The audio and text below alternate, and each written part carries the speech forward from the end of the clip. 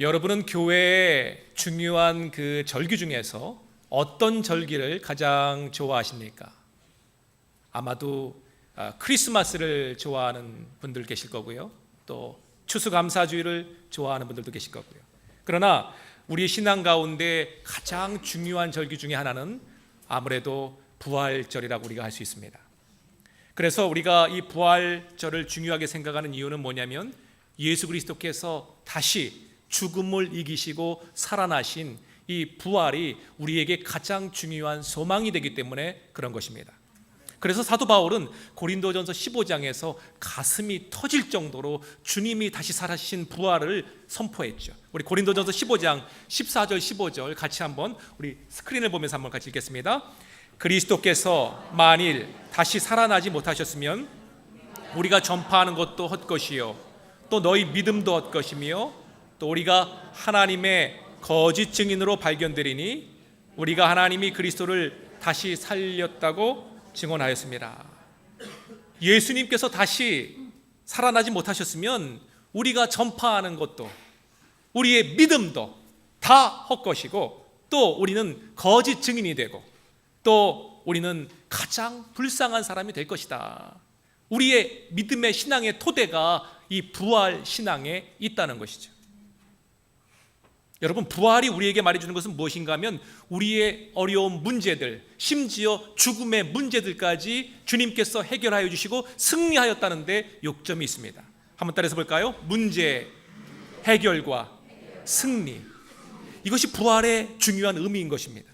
부활이 있기 때문에 십자가가 의미가 있는 것입니다. 예수님께서 죽음으로 그냥 끝나셨고 부활의 소망이 없었다면 아무런 의미가 없는 것이죠.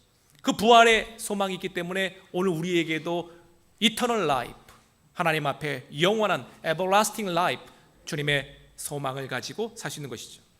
그런데 이 부활절기를 단지 우리가 기억하고 기념하는 것에서 끝나서는 안 됩니다. 왜냐하면 이 부활은 지금도 살아서 내 속에서 역사하시는 주님이 역사하시기 때문에 오늘도, 이 아침도 우리는 살아있는 믿음을 가지고 주님 앞에 나가는 것이죠. 그래서 지금 부활주일 그 주님의 역사하심이 나에게 역사하는가, 이것이 나에게 역사하는 그런 날이 되어야 합니다. 그저 1년 중에 한 번 부활주일 예배를 드리는 날이 아니라 우리가 날마다 부활의 소망을 가지고 살아야 한다는 것이죠. 날마다 살아야 되는데 우리는 1년에 한 번 행사로 끝날 때가 얼마나 많이 있습니까? 부활절 찬양을 보면은요, 1년에 한 번 부릅니다. 원수를 다 이기고 무덤에서 살아나셨네. 얼마나 좋은 찬양인데 매번 불러야 되는데 1년에 몇 번 부른다고요? 부활주일 한 번 부를 때가 많잖아요. 날마다 원수를 다 이기고 무덤에서 살아나셨네. 이 주님의 부활을 믿는 사람이라면, 한번 따서 합니다. 이 부활을 믿는 사람이라면, 소망하는 사람이라면 얼굴을 피고 살아야 한다. 우리 옆에 분들이 같이 한번 이렇게 한번 말씀해 보실래요? 우리 얼굴 피고 삽시다. 여러분, 정말 예수님 믿으십니까? 부활의 능력과 부활의 소망이 있는 사람이라면, 예수 믿는 사람이라면 예수 믿는 사람답게 우리가 살아야 되지 않겠습니까? 예수 늘 살아 계셔서 내 마음에 살아 계시네. 그런데 얼굴 표정 보면 예수님이 안에서 돌아가신 것 같아요.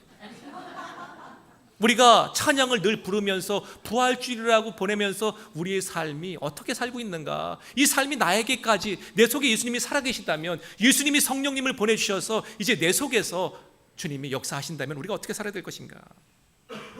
오늘 제자들이 주님을 만났습니다. 주님이 부활하셔서 제자들을 찾아오셨습니다. 예수님께서 이 땅에서 부활의 소망을 갖는 사람들이 어떻게 살아야 될 것인가, 40일 동안 이 땅에 부활하셔서 살아나셔서 제자들을 만나 주셨습니다. 그것은 제자들뿐만 아니라 우리에게도 주님께서 소망을 주신 것이죠. 어떤 말씀을 주셨냐? 19절 말씀을 주셨습니다. 우리 verse 19, 19절 말씀 같이 한번 읽습니다. 이날 곧 안식 후 첫날 저녁 때에 제자들이 유대인들을 두려워하며 모인 곳에 문들을 닫았더니 예수께서 오사 가운데 서서 이르시되 너희에게 평강이 있을지어다. 우리 같이 한번 힘있게 한번 따라서 합니다. 너희에게 평강이 있을지어다. Peace be with you. Peace be with you. 너희에게 평강이 있을지어다. 부활은 승리라고 말씀하셨습니다. 부활은 주님께서 모든 문제를 해결해 주셨다고 말씀하셨습니다. 그래서 주님께서 제자들에게 내가 너에게 이제 무엇을 준다? Peace be with you. 평강을 준다. 여러분, 이 주님의 평강이 오늘 여러분에게 있으십니까? 이거 있으셔야 합니다. 왜? 주님께서 오늘 우리에게 그 평강을 주셨기 때문에. 부활하신 예수님께서 제자들에게 나타나셔가지고 제일 먼저 주신 말씀이, 먼저 주신 축복이 너희에게 평강이 있을지어다.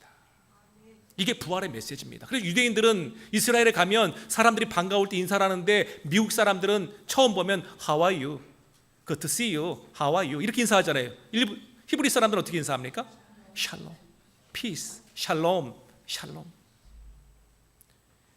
우리는 형식적으로 인사할 때가 많습니다. 그저 그냥 지나가면서 Good morning 하고 지나가고. 주님께서 그렇게 하신 거 아니에요. 왜냐하면 계속해서 지금 반복하고 있습니다. 계속해서 강조하고 있습니다. 21절 벌써 21 같이 한번 읽어볼까요? 예수께서 또 이르시되 너희에게 평강이 있을지어다. 아버지께서 나를 보내신 것 같이 나도 너희를 보내라. 또 뭐라고 말씀하셔요? 너희에게 평강이 있을지어다. Peace be with you. 이 말은 무슨 말이냐면 강조하는 거예요. 야, 세상 살기 얼마나 힘드냐. 네 마음속에 지금 예수 믿고 산다고 해도 평강이 없지 않느냐. 오늘 우리에게 주님은 오늘 우리에게도 Peace be with you. 평강이, 주님의 평강이 우리를 지배하기를 원하시는 것이죠. 이게 부활주일 메시지입니다. Peace be with you. 제자들은 실패한 사람들이었습니다. 주님을 주인으로 모시고 주님을 쫓아다녔지만은 주님이 십자가에 못 박힌다는 얘기를 듣고 다 유대인들이 두려워서 도망가고 떠나고 실패하고 숨어버리고 배신한 그 죄책감 때문에 숨어 있었어요. 그런 제자들에게 주님께서 오셔서 얘들아, 내가 내 평화를 너에게 준다. 여러분, 이 주님의 평화의 메시지를 듣고 제자들이 힘을 얻고 다시 위로를 얻습니다. 그래서 20절 말씀에 그들의 기쁨이 나타납니다. 우리 벌써 20 같이 한번 읽어볼까요? 이 말씀을 하시고 손과 옆구리를 보이시니 제자들이 주를 보고 기뻐하더라. 마지막에 제자들이 주를 보고 어떻게 했다고요? 기뻐하더라. 실패와 죄책감과 주님에 대한 죄송함.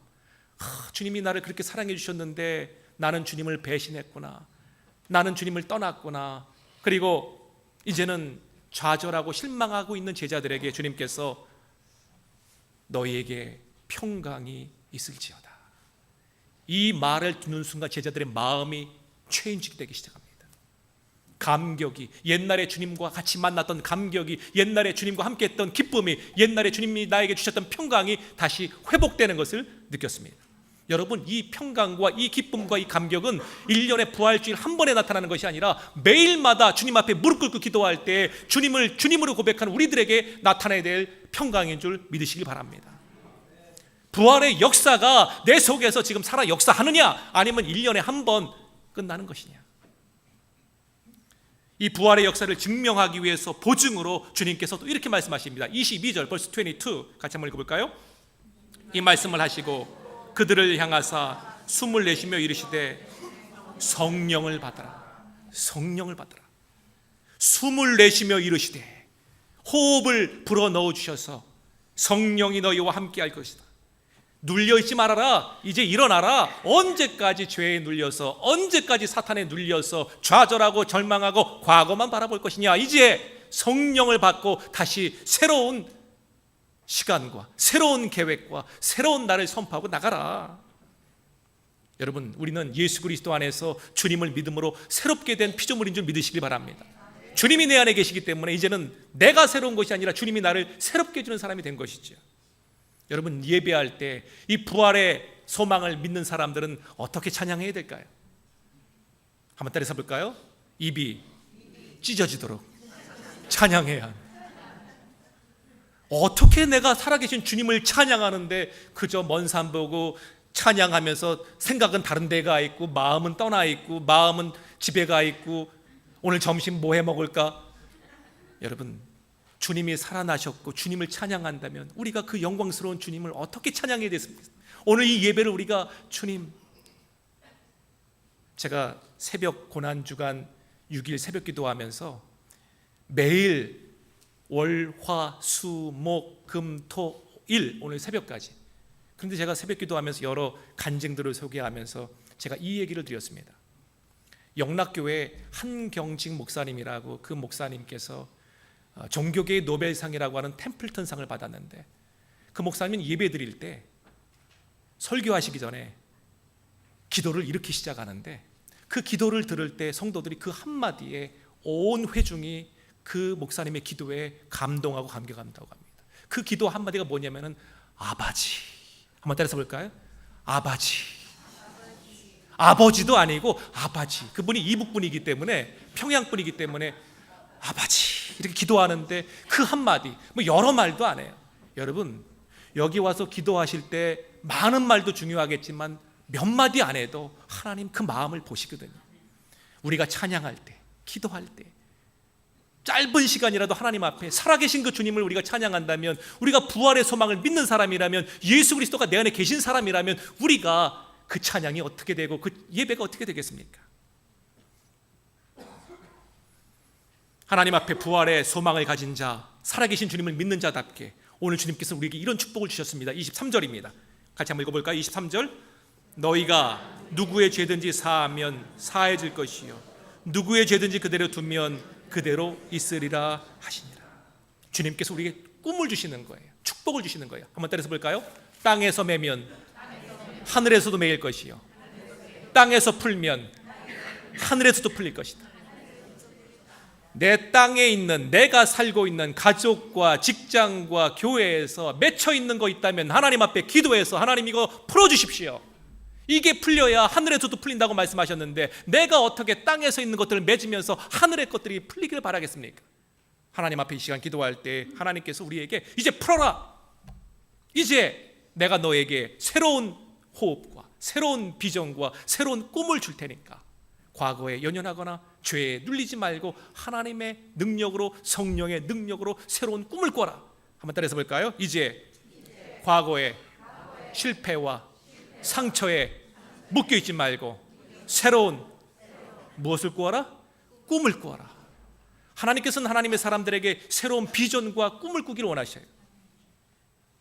우리 성도들에게 하나님은 새로운 숨을, 호흡을 불어넣기를 원하세요. 내가 너에게 새로운 호흡을 불어넣겠다. 내가 너희 자녀들에게 새로운 호흡을 불어넣겠다. 가정에, 교회에 하나님께서 새로운 호흡을 불어넣기를 원하셔요. 오늘 우리 가운데 하나님께서 과거에 우리가 어떤 꿈을 꿨든지 하나님의 부활의 소망을 가진 자답게 새로운 꿈을 가지고 하나님의 능력을 가지고 이 교회를 세우고 가정을 세울 수 있는 부활의 증인들이 되시기를 주님의 이름으로 축복합니다. 기도하시겠습니다. 하나님, 주님께서 우리에게 이제 영적인 회복을 주시고 새로운 꿈을 주심을 믿습니다. 아버지 하나님, 우리 가정을 아름답게, 우리 교회를 아름답게 이제 회복된 권세로 영적인 힘을 가지고 하나님의 자녀답게 미래를 바라보며 꿈을 바라보며 하나님 앞에 나아갈 수 있는 저희들 모두가 다 되게 하여 주옵소서. 예수님의 이름으로 감사하며 기도하옵나이다. 아멘.